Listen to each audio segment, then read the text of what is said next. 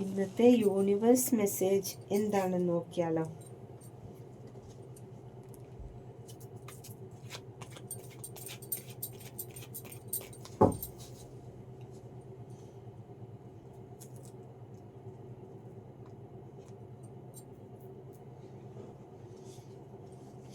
വിഘ്നേശ്വരനെയാണ് കിട്ടിയിരിക്കുന്നത്.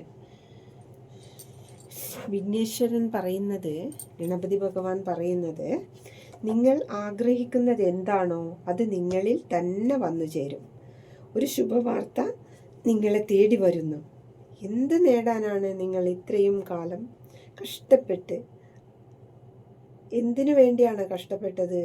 അത് ഉടനെ സംഭവിക്കാൻ പോകുന്നു എന്നാണ് വിഘ്നേശ്വരൻ പറയുന്നത്.